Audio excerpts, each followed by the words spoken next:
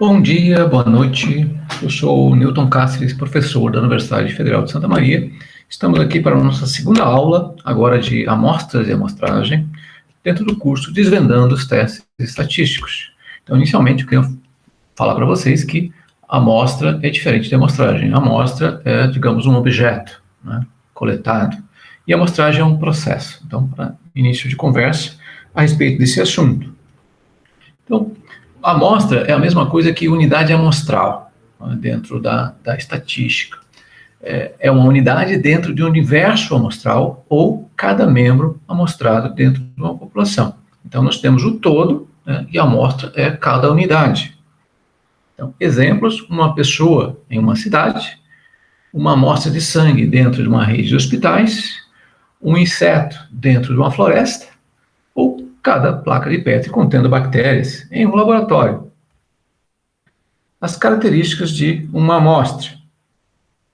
Ela deve fazer parte de um planejamento amostral, ou seja, você, quando tem um projeto, você deve planejá-lo antes da coleta propriamente dita, ou da amostragem. Essa amostra deve ser selecionada aleatoriamente. A maior parte dos projetos, eles são interessantes que tenham uma coleta aleatória, aleatorizada. Mas, claro que tem alguns projetos, uma parte dos projetos que podem ter outros tipos de coleta, mas que não seja uma coleta que seja subjetiva ao pesquisador, né? O pesquisador escolhe a amostra. Tem que evitar esse tipo de coisa, e sim aleatorizar, principalmente. A amostra deve ser independente de outras amostras, então não deve haver uma dependência de uma amostra para com a outra. Então, essas amostras devem ser independentes, que eu vou comentar logo na sequência. A amostra deve ser precisa em termos de mensuração. Então, não adianta a cada momento se coletar uma amostra de uma forma. Todas elas devem ter um rigor na coleta de dados ou na sua mensuração.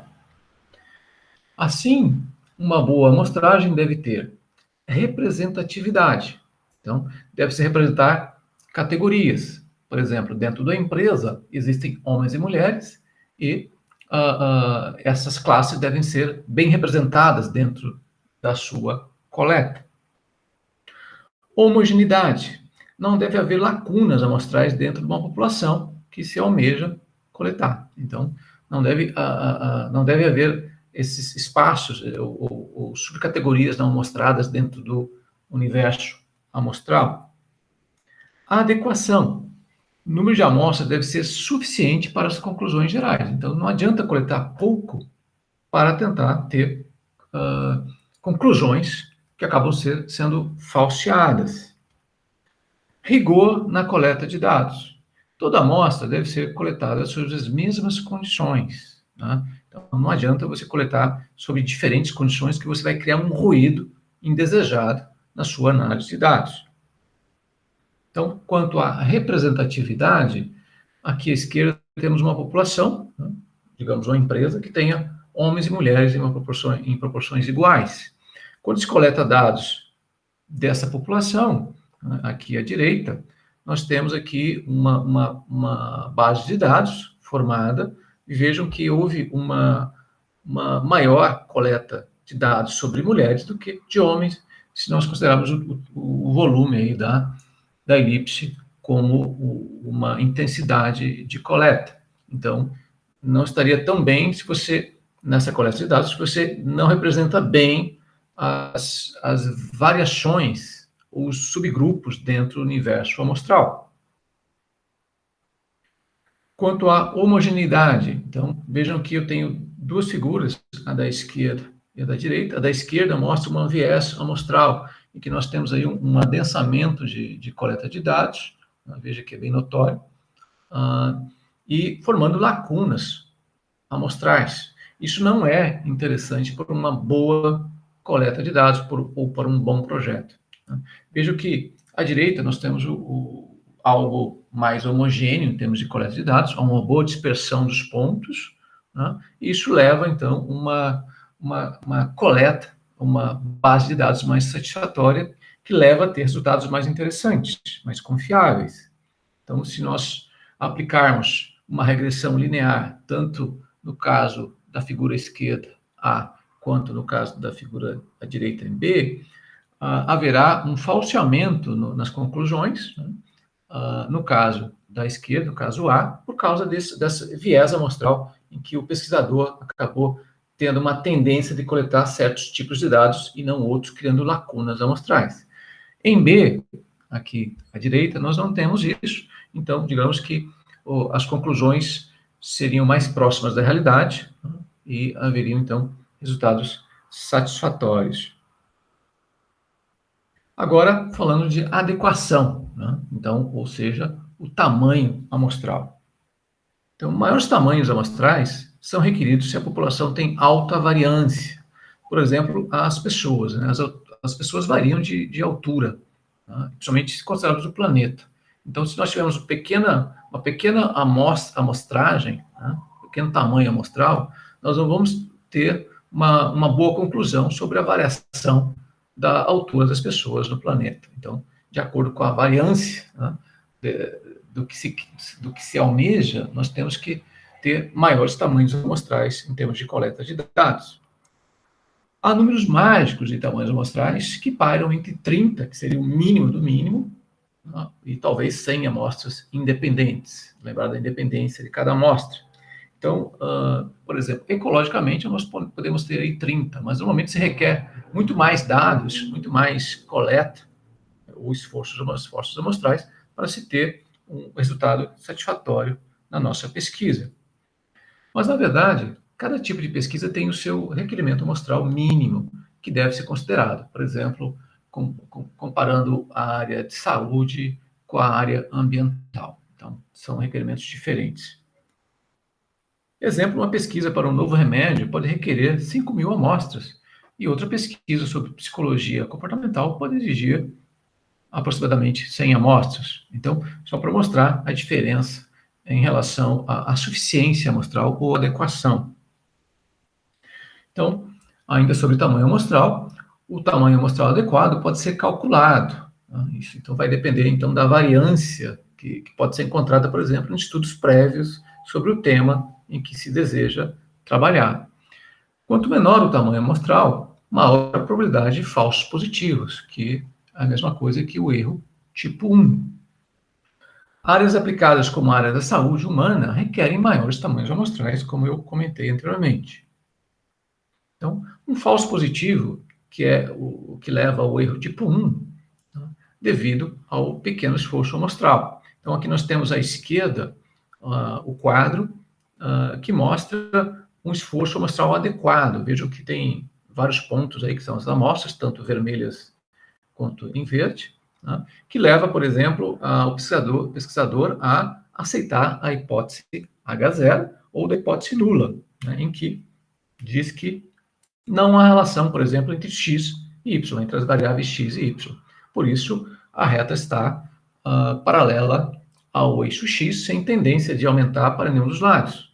Aqui à direita, nós temos um falso positivo, onde houve pouca coleta, né? Então tem menos pontos amostrais ali. Esses pontos amostrais aqui à direita são os verdes que estão aqui à esquerda.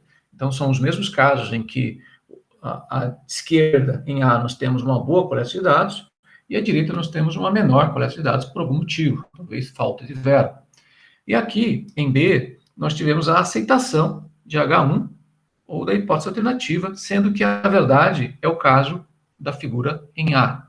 Então, aqui em B, nós temos um falso positivo, quer dizer, o pesquisador pode até publicar esses dados, mas poderá haver uma crítica em cima, porque há uma base de dados pequena que pode ter levado, no caso, a um resultado falseado.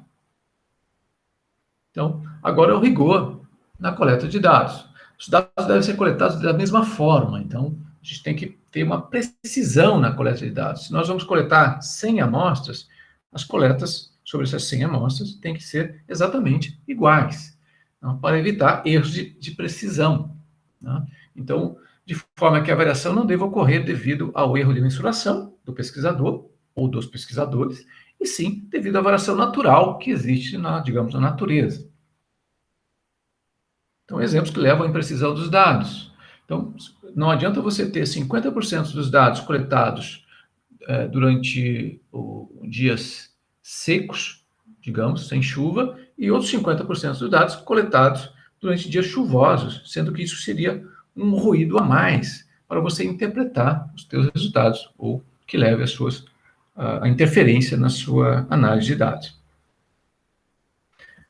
Continuando, você pode ter, por exemplo, 40% dos dados mensurados por um pesquisador A e 60% mensurados por um pesquisador B.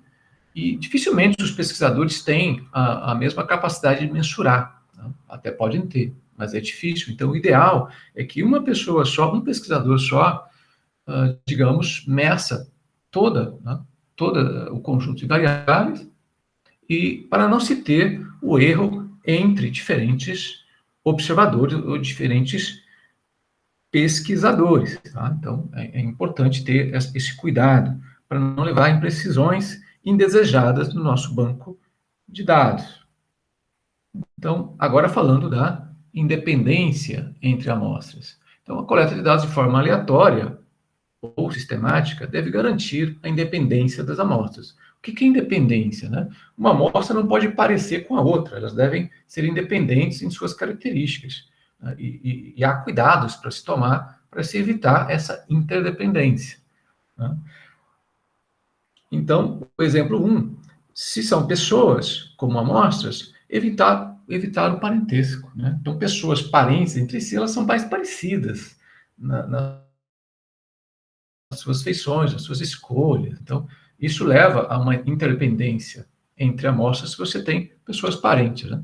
se as pessoas são amostradas.